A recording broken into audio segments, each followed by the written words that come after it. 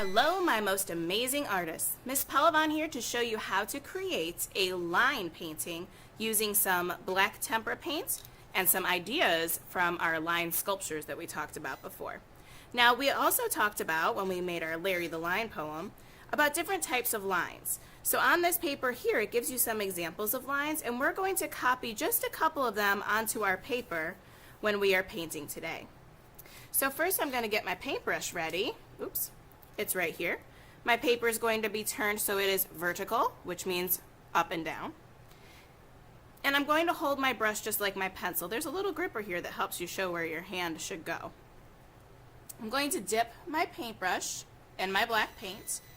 If it drips, touch it on the lip, just like we did with the glue. Now, you don't want to get a lot of paint on your brush. This is just enough, and you can always go back and get more. So I'm going to start at the top of my paper with a straight line across. So I'm going to slowly drag my paintbrush across my paper. Now if some of the parts get a little bit spotty, you can go back and dip your brush again and then repaint it over top to make it nicer. I'm going to spread out my paint, making a nice straight horizontal line. Next, we're going to do the hill line right here, the second one, hills. It looks kind of like a curvy line. I also like to call it a curvy line. So I'm going to dip my brush in again because I used most of my paint. I'm going to leave a space, and then I'm going to make my curvy line going up and down like a mountain. Now you'll notice that my paint got a little bit gray. Remember, after you finish, you can go back and paint over top of the line to make it darker. Notice I'm not stirring up my paint. I don't need to stir it, I just dip it. So I'm just going over top of the black like a road, making sure that it's nice and dark. That looks pretty good. Now next we're going to skip the dots because that's a little confusing. We're going to go to the zigzag line. So I'm going to dip my brush again, go straight up, straight down, like diagonal lines. Go up with a diagonal, down with a diagonal. Up with a diagonal, down with a diagonal. If you need more paint, you can dip your brush again. Up, down, dip, up, down, dip, up. Uh-oh, I ran out of space. It's okay, I just can't go down there.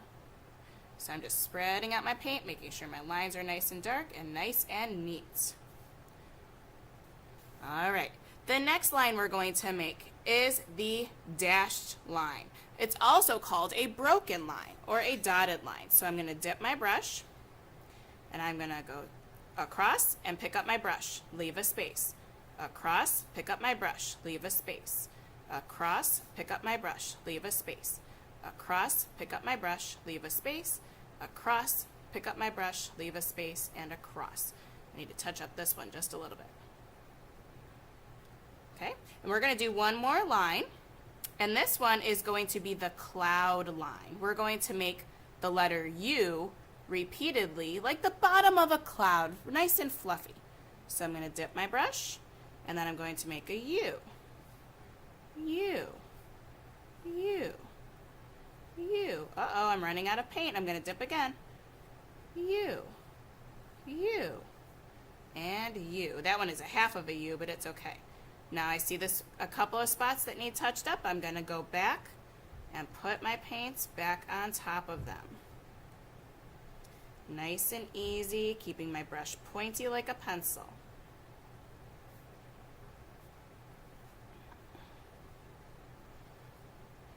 All right.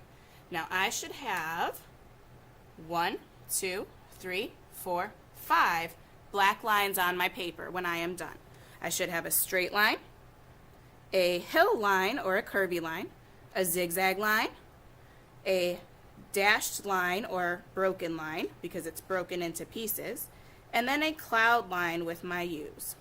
When I'm all done, I'm going to pick up my paper, turn it so it is horizontal, and carry it to the drying rack so that it can dry, and next time I can paint some colors on my line paper.